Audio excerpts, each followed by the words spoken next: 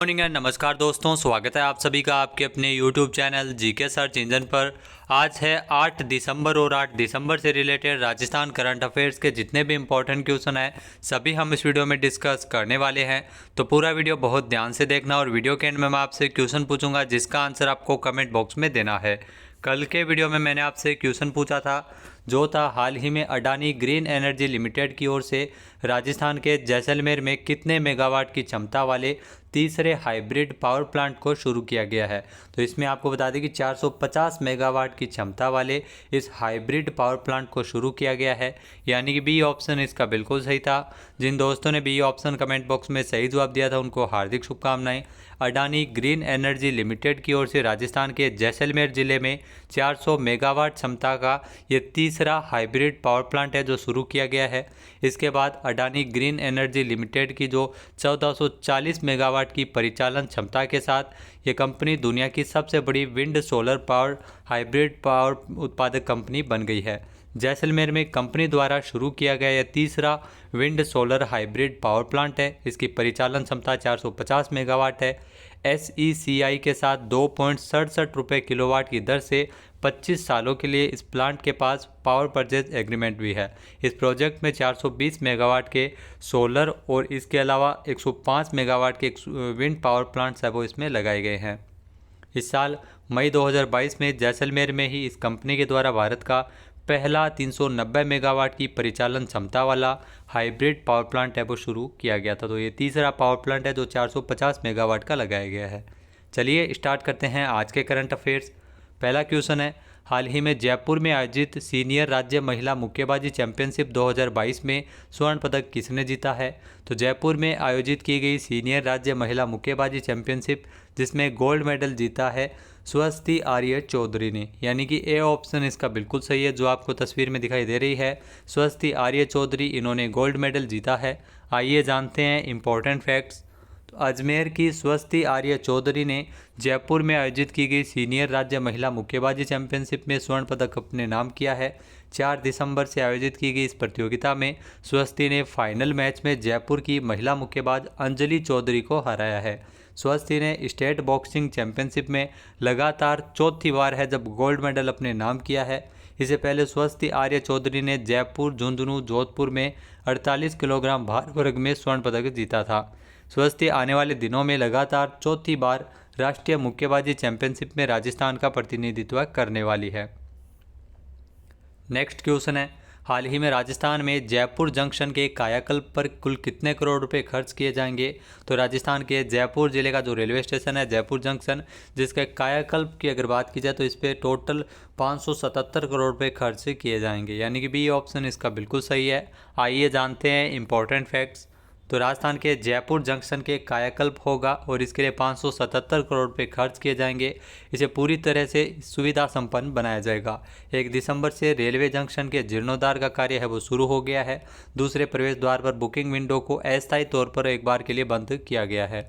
हवाई अड्डे की तर्ज पर पूरी तरह से वातानुकूलित आधुनिक एस्केलेटर, आधुनिक लिफ्ट और आरामदायक लॉन्ज इसमें विकसित किए जा रहे हैं। जयपुर जंक्शन के कायाकल्प पर कुल 577 करोड़ रुपए है वो इसकी लागत आएगी और इससे पूरी तरह से एयरपोर्ट की तर्ज पर विकसित किया जाएगा। नेक्स्ट क्वेश्चन है, हाल ही में राष्ट्रीय उपभोक्ता दिवस का जो राज्य स्तरीय समारोह है वो 24 दिसंबर को कहां पर आयोजित किया जाएगा। तो राजस्थान में राष्ट्रीय उपभोक्ता दिवस के अवसर पर राज्य स्तरीय समारोह का आयोजन है वो जयपुर में होगा, यानी कि बी ऑप्शन इसका बिल्कुल सही है। आइए जानते हैं इंपॉर्टेंट फैक्ट्स। तो राष्ट्रीय उपभोक्ता दिवस का जो राज्य स्तरीय समारोह है वो 24 दिसंबर को राजस्थान की राजधानी जयपुर में आयोजित किया जाएगा। राज्य स्तरीय समारोह के आयोजन के लिए 6 दिसंबर को खाद्य भवन में उपभोक्ता मामले के जो निदेशक है उपभोक्ता मामले विभाग के निदेशक कालूराम की अध्यक्षता में बैठक आयोजित हुई थी 6 दिसंबर को। इस बैठक में निर्णय लिया गया कि 24 दिसंबर को जयपुर में राष्ट्रीय उपभोक्ता दिवस का जो राज्य स्तरीय समारोह का आयोजन होगा, जिसमें राज्य उपभोक्ता आयोग, ऑयल कंपनियों, उपभोक्ता संगठन जैसे विभिन्न संगठनों के सहित आम उपभोक्ता भी इसमें शामिल होंगे। अगला क्वेश्चन है, हाल ही में राजस्थान सरकार स्वास्थ्य योजना की 2 दिवसीय कार्यशाला का आयोजन कब किया गया था। तो राजस्थान सरकार स्वास्थ्य योजना की 2 दिवसीय कार्यशाला जो 6 दिसंबर को इसका आयोजन हुआ था, यानी कि ए ऑप्शन इसका बिल्कुल सही है। आइए जानते हैं इंपॉर्टेंट फैक्ट्स। तो राजस्थान सरकार स्वास्थ्य योजना RGHS की जो 2 दिवसीय कार्यशाला है वो 6 दिसंबर से इंदिरा गांधी पंचायती राज संस्थान में इसका आयोजन है वो हुआ था। राज्य बीमा और प्रावधायी निधि विभाग के तत्वावधान में आयोजित इस कार्यशाला की जो थीम रखी गई थी वो थी RGHS बेहतर सेवा प्रदायगी। तो इस थीम पर इसका आयोजन हुआ था। राजकीय और निजी अनुमोदित चिकित्सालयों के प्रतिनिधियों के साथ इसका आयोजन किया गया था। नेक्स्ट क्वेश्चन है, हाल ही में राजस्थान के किस जिले में तांबा यानी कॉपर के अच्छे भंडार है वो मिले हैं? तो राजस्थान के भीलवाड़ा में हाल ही में तांबा के भंडार मिले हैं, यानी कि बी ऑप्शन इसका बिल्कुल सही है। आइए जानते हैं इंपॉर्टेंट फैक्ट्स। तो अतिरिक्त मुख्य सचिव खान विभाग के डॉक्टर सुबोध अग्रवाल के अनुसार भीलवाड़ा के कोटड़ी तहसील के चांदगढ़ में आयरन और लौह अयस्क के एक्सप्लोरेशन के दौरान तांबा कॉपर के भंडार मिलने के संकेत मिले हैं। भीलवाड़ा के चांदगढ़ में लौह अयस्क के एक्सप्लोरेशन के दौरान ये कॉपर के भंडार मिले हैं। राजस्थान राज्य खनिज अन्वेषण ट्रस्ट के वित्तीय एवं तकनीकी सहयोग से विभाग द्वारा इसमें RSMET के माध्यम से जो भीलवाड़ा के कोटड़ी में चांदगढ़ गांव में आयरन की ओर से जो 3500 मीटर ड्रिलिंग का कार्य है वो करवाया जा रहा है।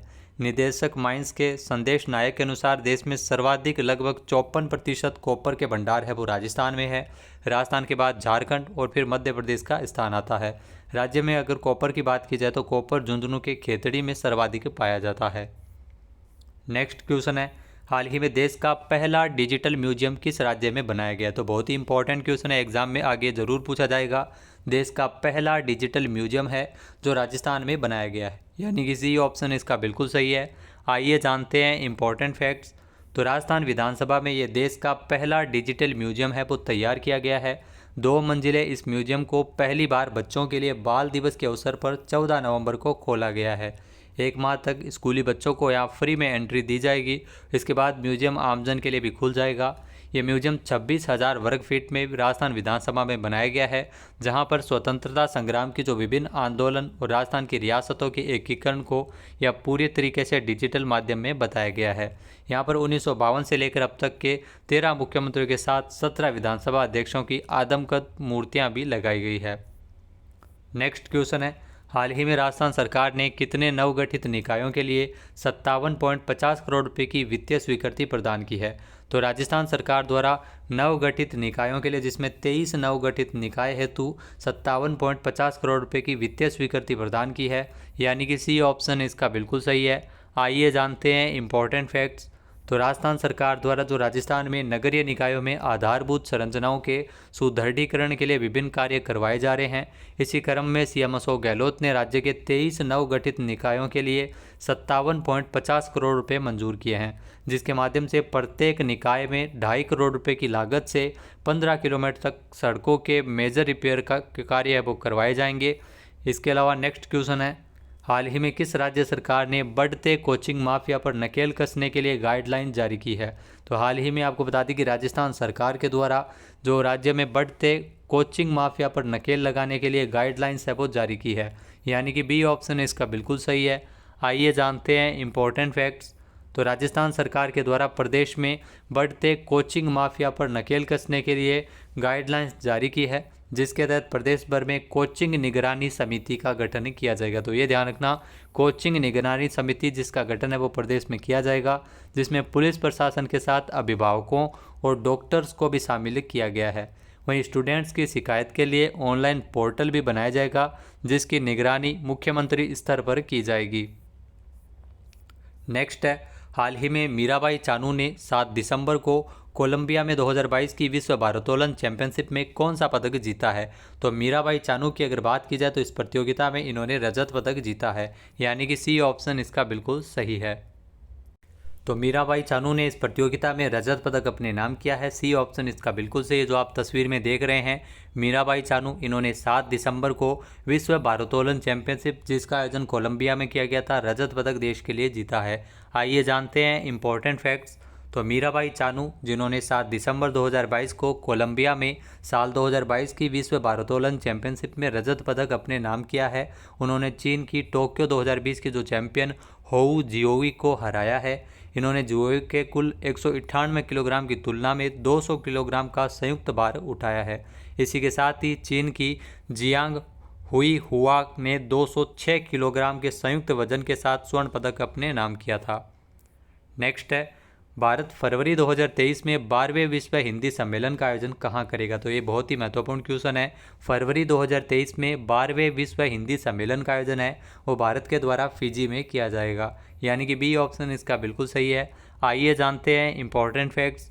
तो फरवरी 2023 में फिजी में 12वें विश्व हिंदी सम्मेलन का आयोजन है वो भारत के द्वारा किया जाएगा। विदेश मंत्रालय द्वारा फिजी में 15 से 17 फरवरी 2023 तक ये फिजी सरकार के सहयोग से भारत के विदेश मंत्रालय के द्वारा 12वें विश्व हिंदी सम्मेलन का आयोजन करवाया जाएगा।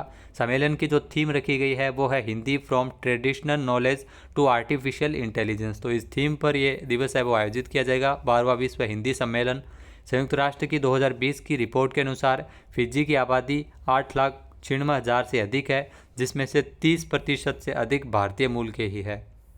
अब बात कर लेते हैं आज के हमारे क्विज की। तो आज का हमारा क्विज है, हाल ही में राजस्थान कृषि श्रमिक संबल मिशन के अंतर्गत कितने करोड़ रुपए का प्रावधान किया गया है?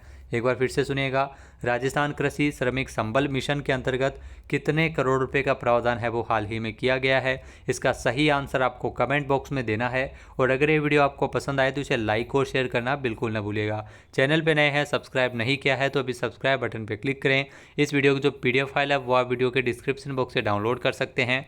क्वेश्चन का आंसर आप वोट करके भी कर सकते हैं। वीडियो देखने के लिए धन्यवाद। जय हिंद, जय भारत, जय राजस्थान।